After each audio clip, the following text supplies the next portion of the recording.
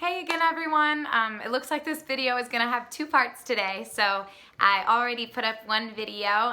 You can tell that it is the similar one because I'm wearing the same shirt, and I apologize, but sometimes unexpected things happen when we're working with technology and we just have to be flexible and roll with it. So that's what I'm going to do for the rest of our lesson today.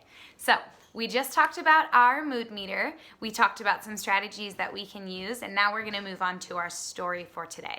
So moving on to our story, I thought that we could read a story about a friend who sometimes also feels some big feelings. So this story is called When Sophie Gets Angry, Really, Really Angry. And this story is by Molly Bang. So as we read this story today, we are going to think about some of those big feelings that we see Sophie feeling. We can chart where she is on the mood meter and discuss some strategies that maybe Sophie could use to feel better. So, When Sophie Gets Angry, Really, Really Angry, by Molly Bang. All right, so Sophie was busy playing when her sister grabbed Gorilla. Here's her sister saying, "My turn." "No," said Sophie. "Yes," said her mother. "It is her turn now, Sophie." As her sister snatched Gorilla away, Sophie fell over the truck. Oh no, poor Sophie. Oh, is Sophie ever angry now? So if we were to look at the mood meter, what zone do you think Sophie is now in? I think she might be in the red zone. She seems pretty angry. I know that if we're feeling angry, that means we're in the red zone.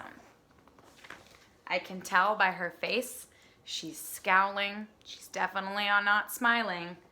Looks like she's feeling some big feelings. She kicks. She screams. She wants to smash the world to smithereens. Ooh, smash is what that says. Oh man, how do you think other people around her are feeling? She roars a red, red roar. Roar. Sophie is a volcano ready to explode. And when Sophie gets angry, really, really angry, pa-bam! She runs. She runs and runs and runs until she can't run anymore. Then, for a little while, she cries.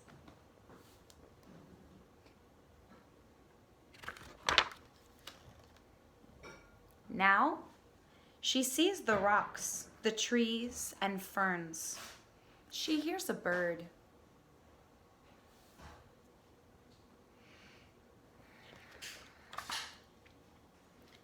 She comes to the old beech tree.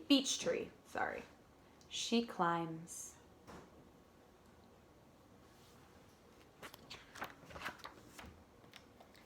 She feels the breeze blow her hair. She watches the water and the waves. The wide world comforts her.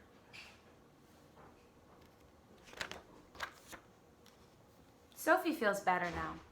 She climbs back down and heads for home. There it is. The house is warm and smells good. Everyone is glad she's home. "I'm home," says Sophie. Everything's back together again. And Sophie isn't angry anymore. So when I was reading this book, I had a few thoughts. The first thought being, if you are really angry, would it be a safe choice to just run out of your home and go out to wherever you want to go? Or would it be a good idea to tell a guardian first? I think you probably know that if we are feeling upset and we do want to get outside, it's a good idea to let a parent or guardian or grandma know that we need to get outside and get some of our jiggles out. So Sophie, when she did go outside, I noticed that there were a few things that she did that helped her feel better. Now, the really cool thing is that some of us, we aren't allowed to go outside right now without a parent or guardian, and especially without a mask on our face, so that we make sure we have safe bodies. But I noticed that the things that Sophie was doing, we can do in our own homes too. I noticed that Sophie, she first got out some of her extra energy by moving her body around. She went on a run. If we're at home, we can try doing jumping jacks. We can dance around to good music. And after she ran and got some of her jiggles out, she was able to then calm down. Sometimes crying can make a lot of us feel better. After she ran, she got her jiggles out, she cried for a little bit, then she was able to think about the things around her in her world. The first thing that she did is she thought about what she could see. She looked around and she saw rocks and trees. So if you're at home, you can think about, what do I see in my home? Maybe what do I see in my room, or what do I see outside of a window? After she thought about what she could see, she focused on what she could touch. Sometimes it helps for us to touch maybe our shirts, maybe touch something soft, or give a squeeze to our favorite stuffed animal. After she thought about what she saw and she went to touch something, this awesome tree, she then was able to think about what she feels on her body. Now, if we're inside, things we might feel are if it's hot or cold in the room we're in. We might think about if we're sitting on a chair, what does that feel like? Or if you are able to go outside, maybe you can feel the wind on your body. Maybe you can hear other people talking. Maybe you can hear a TV that someone has on. So what Sophie really did is, after she got the moment to kind of get her energy out, she then did something that we've been learning a lot in my class called mindfulness.